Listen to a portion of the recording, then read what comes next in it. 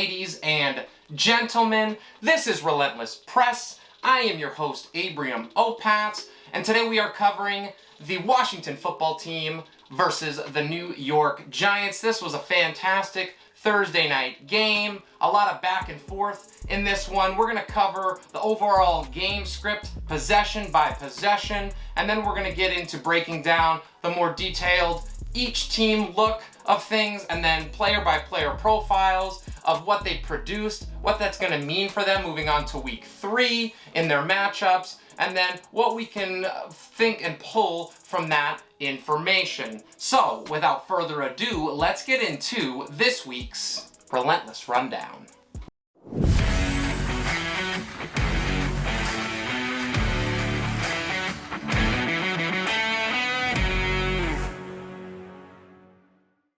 So the first possession of this game, Washington honestly looked real out of sorts. It was clear that Taylor Heinicke did not quite have his feet under him yet, and New York was able to force a 3-and-out and cause Washington to get rid of the ball right off of the bat. There was a holding call on the return against the Giants. It ended up being a 20-yard field position swap, which ended up being big. Daniel Jones was able to move this ball early and often. He was able to get 25 yards straight away to both Kyle Rudolph and Kenny Golladay, setting up a 3rd and 10 in which Shepard was able to produce, which he did often in this game on 3rd down. Daniel Jones, really dangerous on the ground most of the day. He had a 12-yard run on that first possession, and they capped it off with a 6-yard touchdown run where he was able to escape, evade pressure. It looked like a called draw, and he was able to dive into the end zone and make it 7-0 New York Giants, just 7:35 to play in the first quarter. Once again, Washington gets the ball, not great field position, and the Giants defense forces a 3-and-out. A lot of pressure on Taylor Heinicke in the first 2 possessions, and just was not looking great for the football team early on. We see a little life from Saquon Barkley on the Giants' second possession. He's able to bust out into the open field and break down a 29-yard run.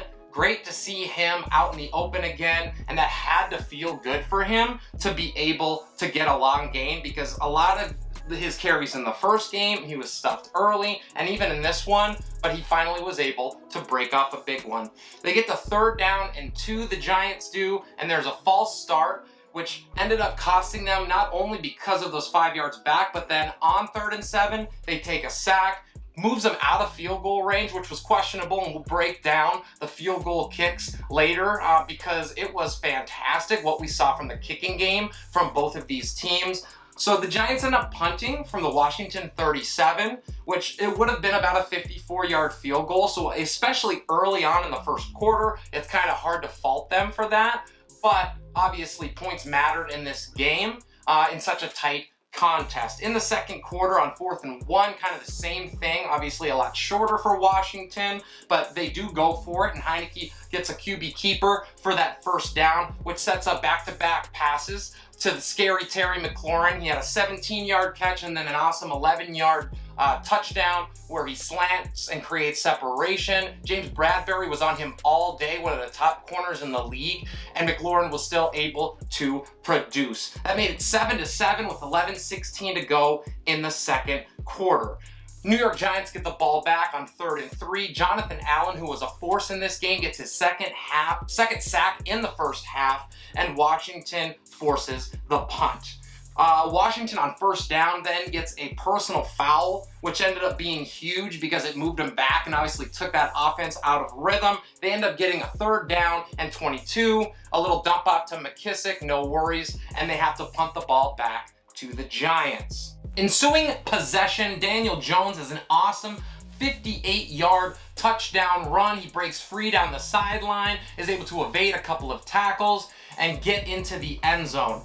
However, there's a questionable, I would say, ticky-tack call on one of the receivers downfield who gets called for holding and moves the ball back to the Washington 22, and it ends up being a critical play because Washington is able to hold the Giants to a field goal on that possession, and it takes another 4 points off of the board. So if we think about those 3 points early, maybe where they could have tried that long field goal, and then they leave 4 points on the board here because they're not able to punch it in off of that penalty. It's now 10-7 Giants with 4:07 to go in the first half. On the next possession, Taylor Heinicke starts to settle in, guys. He starts to look a lot better than he did early on in this game. He's spreading the ball around, finds potentially one of his favorite targets in Humphries a couple of times on that possession, and this touchdown is run in by J.D. McKissick from 1 yard out. He was in almost that entire drive, which is a little concerning for Gibson owners, and it's 14-10 Washington right before the half. In the first half, Terry McLaurin looked special. He caught 6 receptions, he had 60 yards, and that touchdown. To start the second half, we get a 3rd down and 7 that Washington's able to stop the Giants offense on. However, there is a defensive hold to give a 1st down to the Giants. Then it becomes 3rd down and 14. Saquon Early, after that penalty from Washington, has a 6-yard loss, and it really puts them behind the sticks. They complete it, but it's short, and end up getting just a 47-yard field goal. It's 14-13 Washington with 9:07 in the 3rd. A personal foul by Washington on this return puts them way back. They have to start at their own 10-yard line. And once again, we're seeing penalties come into play on both sides in critical situations. On 3rd down and 2, they're not able to convert, and Washington ends up having to punt the ball away. So potentially that personal foul once again gets them out of rhythm, and they have to give the ball up. On 3rd down and 13 for the Giants on the next possession, Washington's able to stop them on an incomplete pass, but once again, a penalty, defensive pass interference,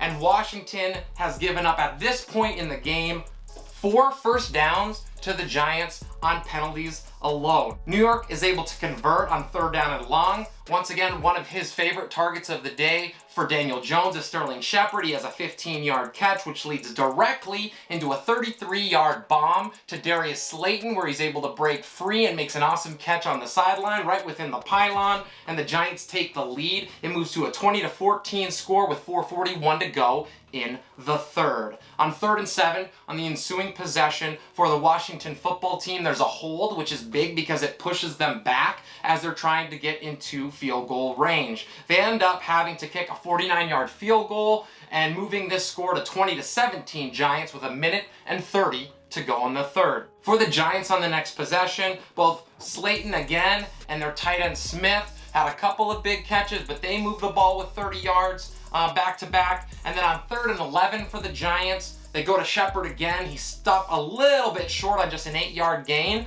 but they're able to convert a 52-yard field goal, and the Giants extend that lead to 6 points, 23-17, early on in the 4th quarter. On the next possession, they hit McLaurin early and often. He has catches of 20, 10, and 11 yards. And on 3rd and 7, they're stopped short, but once again, penalty on the Giants, defensive holding, 1st down. Humphrey catches the ball in the next 3rd down and 10, but he's just short. He had 3 catches on that drive, so this leads to a 37-yard field goal, and the Giants are now only up 3, 8:46 to go, 23-20. Shepard makes himself known again with a 22-yard catch on this next possession, and then wide open, Darius Slayton, but he is slightly overthrown by Daniel Jones. Would have been about a 45-yard touchdown. You just would have loved to see him take his time because he had it and just slightly sailed it over the head, and so that ends up costing points for the Giants. So instead of that touchdown reception for Darius Slayton, it goes to 3rd and 5, back-to-back false starts by the Giants, move the ball all the way back to the Washington 48. Now Daniel Jones is able to evade. He picks up 11 yards on the ground to get them into questionable field goal range, and a 55-yard kick is good. It looked awesome. 26-20 Giants, just 4:50 to go in this game. We start getting into crunch time. On the ensuing possession, J.D. McKissick makes himself known once again.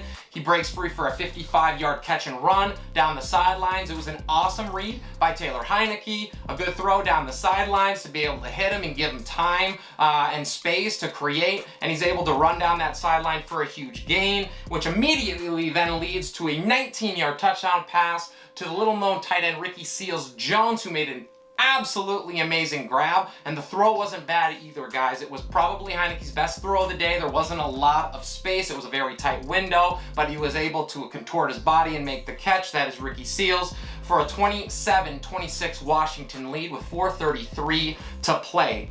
On 3rd down and 10, after the Giants get the ball, not much happens. They try to hit Slayton, miss him out of bounds, and they have to punt with just 3:13 left. And we're looking at Washington here now with an opportunity to milk this clock and take this dub.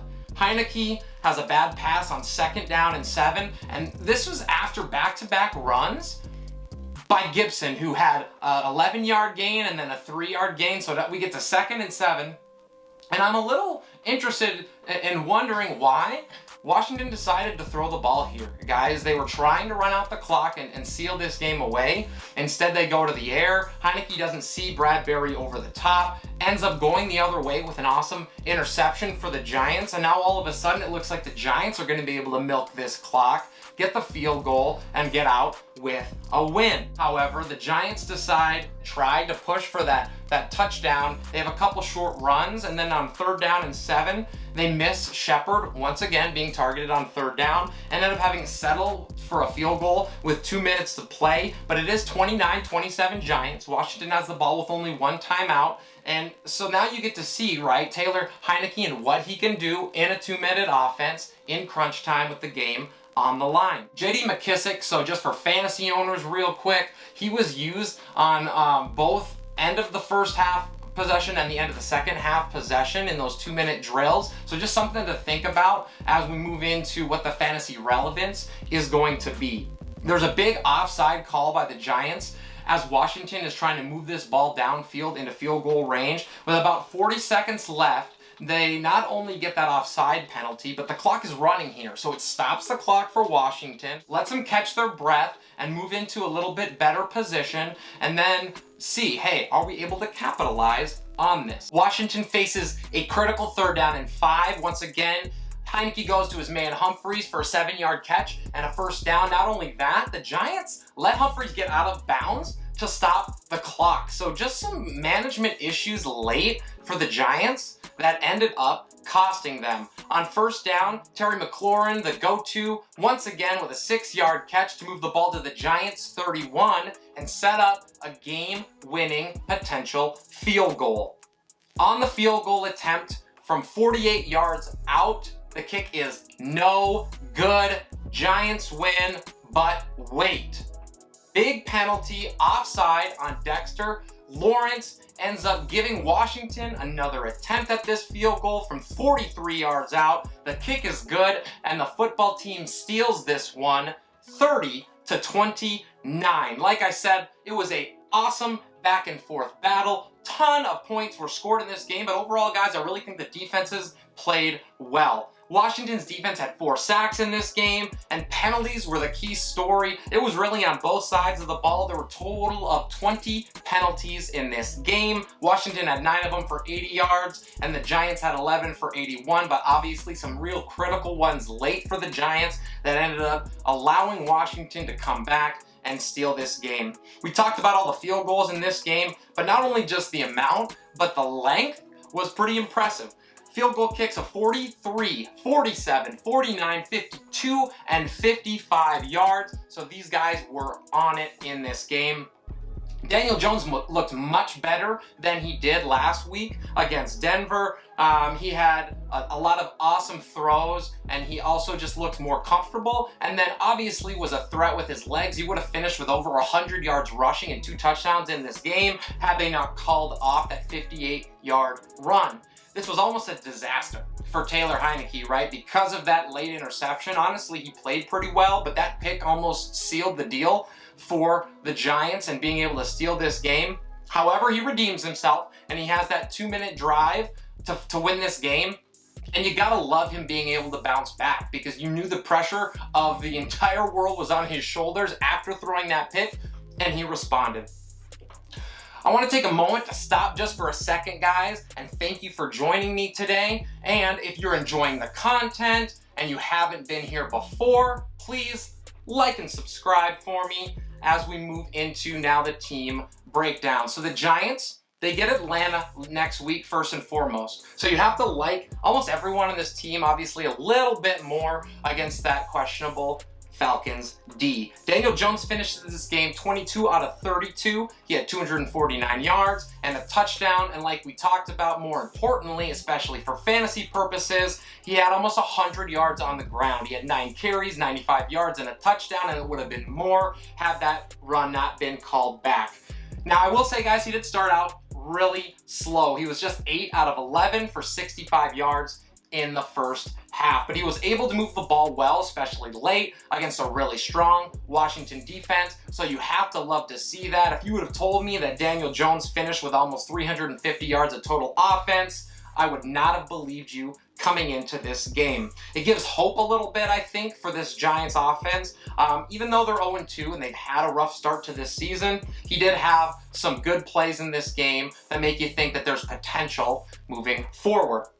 He obviously loves finding Sterling Shepard. He was targeted early and often in this game, and he is his clear go-to option. Shepard has 16 catches over the first 2 weeks. And then when you look at Daniel Jones, just from a production standpoint, say what you will about what you think his future might be in the NFL, but he has 50 points in 2 weeks. He almost had 30 fantasy points in this game against Washington. And like I said, he gets Atlanta this week. So I think that he's got to be considered an option, specifically in 2 quarterback leagues or in super flexes. He's got an awesome opportunity to pop next week. We're going to move to the running game for the Giants, and there's really only one person we need to talk about. Devontae Booker was utilized very, very little in this game. He only had a couple touches and nothing of note there. We obviously want to talk about Saquon Barkley, his second game back from that torn ACL. He did have that 29-yard run, that big gainer in the first quarter. Outside of that, guys, he didn't do a whole lot. He looked great on that run, getting a little burst back, but they're definitely still managing his workload, and I'm not sure we're going to see him get to that 20-touch range for at least a couple weeks, and it could be more than that. He had 13 carries for 57 yards, so you like to see that 4.4 yards per carry, but remember, we take out that 29-yard run, and that looks a lot worse. He did see 2 targets in the air and caught them both, but he only recorded 12 yards total, so 15 total touches for Saquon. You'd like to see a little bit more, but I don't think that's coming for at least a couple weeks. However, in next week against Atlanta, I feel confident starting him as a high-end RB2. We're going to move to the wide receiver core now for the Giants, and there's a couple guys that we want to touch base on. We're going to start with their number 1, and that is Sterling Shepard. 10 targets today, 9 catches, so you love to see that 90% catch rate, and he almost got 100 yards in back-to-back weeks, finishing with 94 in this one. He does have over 200 yards in his first 2 weeks combined, so he has been consistent and safe so far, and I think that safe floor continues with some touchdown upside. We saw he had that long touchdown last week against the Broncos. He was a key target on 3rd down, meaning that Daniel Jones is looking for him in critical situations, and he had a huge 15-yard catch with 5 minutes to go in the third to keep that drive alive, and he was utilized all over the field. Kenny Golladay, someone still working himself back from his own injury issues, did have 8 targets in this game, which you love to see. But he didn't do a lot with them. He only had 3 catches for a total of 38 yards. So still some work to do, obviously, getting on the same mind space as Daniel Jones. I would consider him nothing more than a low-end wide receiver 4 and maybe a desperation flex. But he did see a solid depth of target. And so if he's able to convert some of those targets and actually get receptions on them, you could see his yardage totals moving up the ranks fairly quickly. Next, we're going to get into Darius Slayton, who not only had that touchdown pass from 33 yards out, which was huge to make it 20-14 Giants with 4:41 in the third, but I just think that right now Daniel Jones is a little more comfortable with him than Kenny Golladay, and I think that he's going to see more targets moving forward. Like I said, only 6 targets in this game, but he did turn those targets into 54 yards. Nothing of note on the tight end side of things for the Giants. Kyle Rudolph had 25 yards, Caden Smith had 24, they each had 2 targets, but we're not looking for Giants tight ends in any kind of starting position at this time.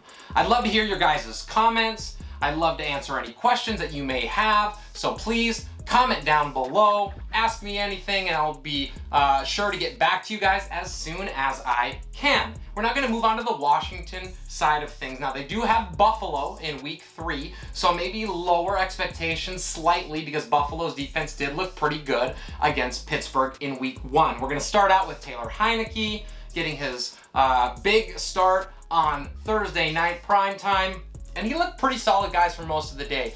He did have a little bit of trouble getting into the rhythm of the game. I think part of that, honestly, was the play calling from Washington. I think that they asked a little much of him early on, didn't really utilize their running game, and so 2 3-and-outs to start the game. It took him a bit to work his way into the flow. He was 34 out of 46, aired it out for 336 yards, 2 touchdowns, and a single pick that almost ended up being costly. I think he quickly could move to that quarterback radar where we might be considering starting him in 2 quarterback and super flex leagues just based on this production. He did have that big 4th down and 1 sneak to keep that drive moving. At one point, he was 7 out of 7 for 70 yards in that final drive of the first half. And at one point early in the third, he had completed 10 straight balls. So he showed some ability in this game.